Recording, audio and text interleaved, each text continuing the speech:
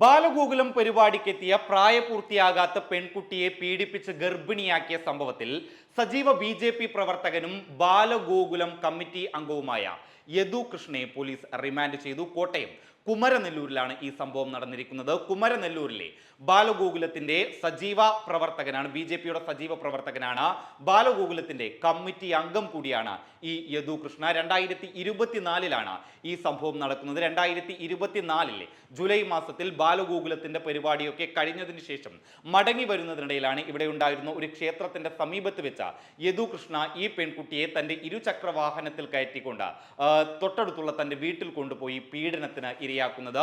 യദു കൃഷ്ണ ഇവിടെ സമീപത്തുള്ള ഒരു വാടക വീട്ടിൽ താമസിച്ചു വരികയായിരുന്നു. ഈ വാടക വീട്ടിൽ കൊണ്ടുപോയാണ് പെൺകുട്ടിയെ പീഡിപ്പിച്ചത്. പിന്നീട് പെൺകുട്ടി പഠനാവശ്യങ്ങൾക്ക് വേണ്ടി ബാംഗ്ലൂരിലേക്ക് പോയി. ബാംഗ്ലൂരിൽ പഠിക്കുന്നതിനിടയിലാണ് ദേഹാസ്വസ്ഥം ഉണ്ടാകുകയും പിന്നീട് ഡോക്ടർമാരെ കാണിക്കുകയും ചെയ്തത്. ഡോക്ടർമാർ പരിശോധനയ്ക്ക് വിധേയമാക്കിയതിനു ശേഷം പെൺകുട്ടി ഗർഭിണിയാണ് എന്നുള്ള വിവരം അറിയിക്കുകയായിരുന്നു. പിന്നീട് പെൺകുട്ടിയെ കൗൺസിലിങ്ങിന് വിധേയമാക്കുകയായിരുന്നു. ഈ കൗൺസിലിങ്ങിലാണ് പെൺകുട്ടി തനിക്ക് നേരെയുണ്ടായ പീഡന അനുഭവവും ഇതിന് ഉത്തരവാദിയായിട്ടുള്ള യദു കൃഷ്ണയുടെ പേരും ബന്ധുക്കളോട് പറയുന്നത്. തുടർന്ന് ബന്ധുക്കൾ ഗാന്ധിനഗർ പോലീസിന് പരാതി നൽകുന്നു.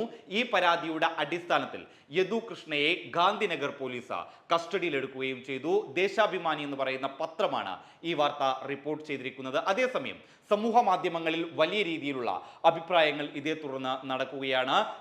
സംഘ് പരിവാർ അനുകൂല പ്രവർത്തകർ ഇത്തരത്തിൽ പല പരിപാടികളുടെയും പേര് പറഞ്ഞുകൊണ്ട് ഇത്തരത്തിൽ പെൺകുട്ടികളെ പീഡിപ്പിക്കാനുള്ള ശ്രമങ്ങൾ നടത്തുന്നു എന്നുള്ള ഒരു അഭിപ്രായം സമൂഹ മാധ്യമങ്ങളിലൂടെ ഉയരുന്നു. അതേസമയം മറുഭാഗത്ത് എല്ലാ ആളുകളെയും ഇത്തരത്തിൽ കാണേണ്ട ആവശ്യമില്ല എന്നുള്ള മറുവാദവും സമൂഹ മാധ്യമങ്ങളിൽ സജീവമായി നടക്കുന്നുണ്ട്. ഏതായാലും ബാലഗോകുലം പരിപാടിക്കെത്തിയ പ്രായപൂർത്തിയാകാത്ത പെൺകുട്ടിയെ പീഡിപ്പിച്ച് ഗർഭിണിയാക്കിയ സംഭവത്തിൽ സജീവ ബി.ജെ.പി പ്രവർത്തകൻ പോക്സോ അടക്കമുള്ള വിവിധ വകുപ്പുകൾ ചാർത്തപ്പെട്ട ഇപ്പോൾ പോലീസിന്റെ റിമാൻഡിൽ കഴിയുകയാണ്.